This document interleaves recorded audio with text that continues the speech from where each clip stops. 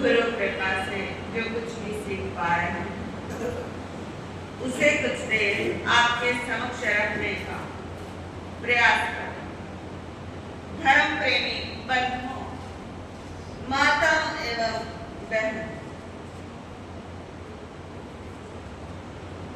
जैनों का त्योहार पर्युषण महापर्व कल से आने वाला है। आज के दिन पूरे विश्व में जो जैन धर्मावलंबी हैं, यानी जो जैन धर्म के अनुयायी हैं, उन सब के यहाँ पर्युषण पर्व की तैयारी शुरू हो चुकी है। पर्युषण किसे कहते हैं? उषण का होता है। उषण से हमारा तात्पर्य है गर्मी। उष्ण से हमारा तात्पर्य है गर्मी।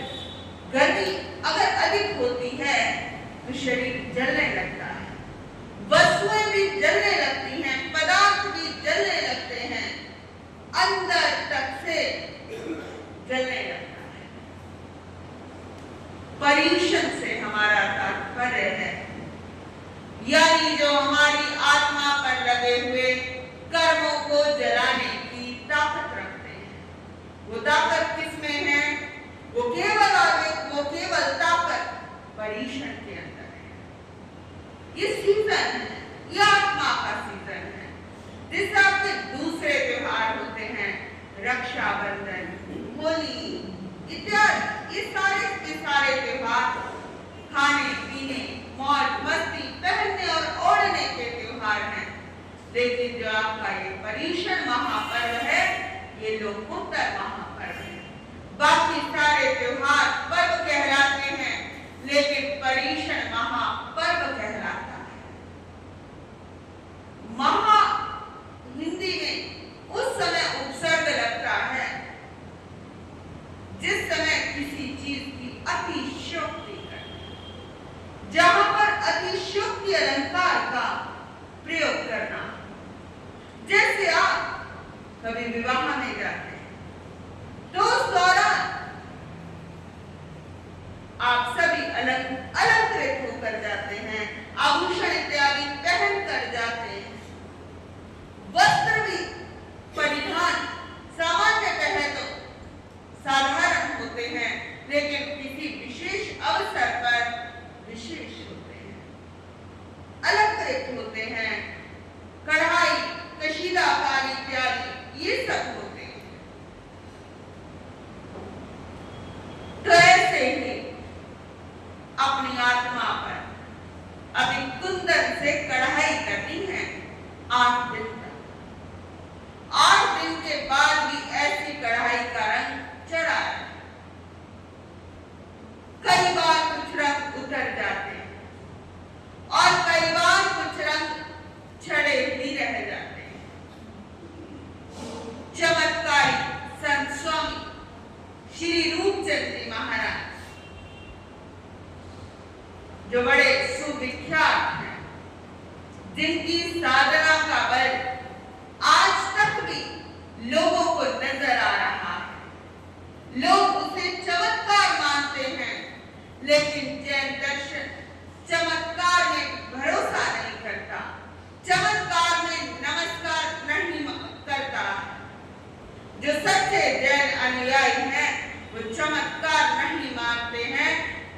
वो उनकी साधना का बल है, उनकी साधना के बल का प्रभाव है, उनके संयम बल का प्रभाव है, उनके तपो बल का प्रभाव है, या यूं कह लो उनके आत्मबल का प्रभाव है।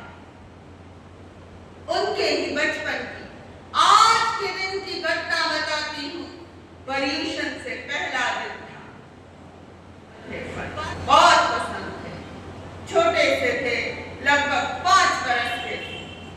ऐसा पुस्तकों में वर्णन आता है।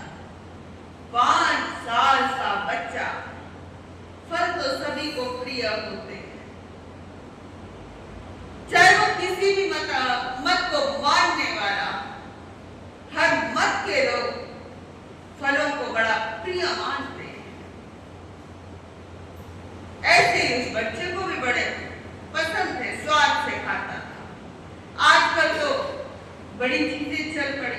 बच्चों के लिए junk food, Italian food, continental food, पता नहीं कैसे कैसे फूड चल गए हैं, लेकिन वो जो फूड है वो शरीर के बल को यानी शरीर के वजन को बढ़ाने की ताकत रखते हैं, आत्मा के वजन को नहीं बढ़ा सकते। एक उस दिन उस बच्चे के पिता ने कहा कि बेटा, उन्होंने ओसवाल घर में जन्म लिया था, भावड़ों के यहाँ, जिनके भाव बड़े ऊंचे होते हैं, जिनके भाव कभी गिरते नहीं हैं, उसे भावड़ा कहा जाता है। ऐसा इस शब्द की परिभाषा आचार्य श्री कांशीराम जी महाराज ने कही। उस समय के भावड़ों के ख्याल थोड़े ऊंचे होंगे, उस जमाने के अनुसार कह दिया होगा, लेकिन सामान्यतः हर समय एक जैसी चीजें नहीं होती। भावना बढ़ती भी है और भावना घटती भी है। जो भावना का थर्मोमीटर है वो बढ़ता और घटता रहता है। जैनों में उनको बड़ा प्योर जैन कहा जाता है, श्रेष्ठता का जिन्हें दर्जा मिला हुआ था। लेकिन द्रव्य क्षेत्र काल भाव के अनुसार भाषा पलटती है, नियम पलटते हैं, उपनियम पलटते हैं, बहुत कुछ पलट जाता है, वस्त्र पलट जाते हैं। हर 50-60 किलोमीटर के एरिया के बाद बोली पलट जाती है। यहाँ तक कि आपके डगवाली और यहाँ की बोली के अंदर भी जमीन आसमान का अंतर नजर आता है। डगवाली से बठिंडा तक की बोली के अंदर भी जमीन आसमान का अंतर नजर आता है। वस्त्रों में, परिधान में, खान पान, रहन सहन, हर चीज में अंतर नजर आता है। तो बात चल रही है उस बालक रूप की। पिताजी ने कहा कि भाई कल से परीक्षण चालू हो जाएंगे, कल से किसी भी प्रकार का फल 8 दिन के लिए नहीं खाना।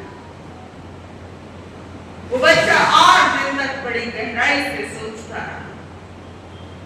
8 दिन फल नहीं खाने, 8 दिन फल नहीं खाने, क्योंकि वो बच्चा रह नहीं सकता था फलों के बिना।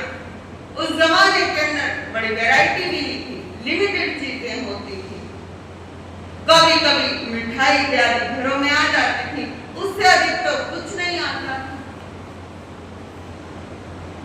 बच्चे को 1-2 दिन तक तो याद आ रही है फलों की, लेकिन जैसे ही पिता ने छुड़वाए, 8 दिन का जीवन भर के लिए वो फल छोड़ दिया। 8 दिन बीते। 8 दिन बीतने के बाद पिताजी घर के अंदर फल और सब्जियों का थैला लटकाए हुए आ रहे हैं। सुबह सुबह जैसे ही पोषक खत्म हुई, संवत्सरी महापर्व की आराधना करके, पोषक करके उपाश्रय से घर की ओर उनका जाना हुआ। जैसे ही वो घर की ओर जाते हैं, सब्जियों का और फलों का थैला, एक हाथ में सामायिक का बैग है और दूसरे हाथ में कैसा है, फल और सब्जियों का थैला है। क्यों भाई, आपके घरों में भी ऐसे ही होता होगा। 8 दिन के बाद तो ऐसी स्थिति होती होगी कि भाई 8 दिन बड़ा मुश्किल से है, क्योंकि जो जैन धर्म के तप है या त्योहार है वो तप और त्याग से मनाए जाते हैं। इसका मतलब आप हृदय से नहीं जुड़ते धर्म से। अगर आपके हाथ में भी फल और सब्जियों का थैला है तो आपकी जो आत्मा है वो किससे नहीं जुड़ती जी? धर्म से नहीं जुड़ती। उस बच्चे ने क्या किया? पिताजी थैला लटकाए हुए आ रहे हैं, पिताजी ने थैले से एक सेब निकाला और बच्चे को चिढ़ाते हुए दिखाया कि बेटा ये खाओ। बच्चे ने पिता से एक ही बात कही, जो चीज 8 दिन खानी गलत थी वो 8 दिन बाद कैसे ठीक हो सकती है? कितनी गहरी बात पिता ने कह दी, बच्चे ने कह दी। पिताजी ने खूब जिद की कि बेटा खाओ खाओ। बेटे ने एक ही जिद मचाई रखी, पिताजी जो चीज 8 दिन पहले आपने गलत कह दी थी कि 8 दिन खाना अच्छा नहीं है, तो वो हमारे लिए जीवन पर्यंत के लिए कैसा हो सकता है? क्या आज के समय में कोई व्यक्ति, कोई आत्मा ऐसा कर सकती है? सामान्यतः देखने में आता है लोग बुद्धि से धर्म को धारण करते हैं, बुद्धि से धर्म को धारण करते हैं, या अपनी दैहिक अपेक्षाओं की वजह से धर्म को धारण करते हैं। लेकिन मुझे ऐसा लगता है जो धर्म है वो आत्मा से धारण किया जाता है, पहले हृदय तक आता है, फिर बुद्धि तक जाता है, और फिर बुद्धि से लेकर धीरे धीरे एक एक आत्म प्रदेश तक जाता है, और फिर वो आत्मा का एक साथी हो जाता है। उस बालक रूप की कितनी जबरदस्त धारणा रही होगी। जो प्रत्यक्ष ध्यान कराया जाता है ना, ये भी समाधि तक जाने का एक हिस्सा है। पहले फर्स्ट ऑफ ऑल आप एक धारणा करते हो। फर्स्ट ऑफ ऑल क्या करते हो? आप धारणा करते हो, और धीरे धीरे ध्यान की ओर बढ़ते हो। और इस नियम के अंदर जब रस आने लगे तब आप समाधि की ओर बढ़ जाते हो। तब आपको कोई ख्याल नहीं रहता कि ये त्याग क्यों करवाया, जबरदस्ती थोपा गया है या जबरदस्ती थोपा नहीं गया है।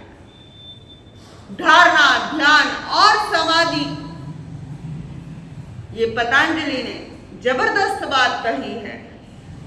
कोरी धारणा, कोरा ध्यान और कोरी समाधि किसी काम की नहीं। जैसे कोरे कागज तो फिर काम आ सकता है, लिखने के काम आता है, किसी के करियर को बनाने में काम आ सकता है कोरा कागज, लेकिन कोरी धारणा हो, कोरा ध्यान हो या कोरी समाधि हो, केवल एक हो। तीनों का सामंजस्य होना चाहिए, तीनों की इंटीमेसी होनी चाहिए, तीनों की अंतरंगता होनी चाहिए। ये बात बड़ी गहरी बात है। हो सकता है आपके चित्त में ना भी समझ आए, लेकिन समझने का विषय है, बोध का विषय है। ये बोध आपको बुद्ध बना सकता है, ये बोध आपको बुद्धू से बुद्ध बना सकता है, आपको होश में लेकर आ सकता है।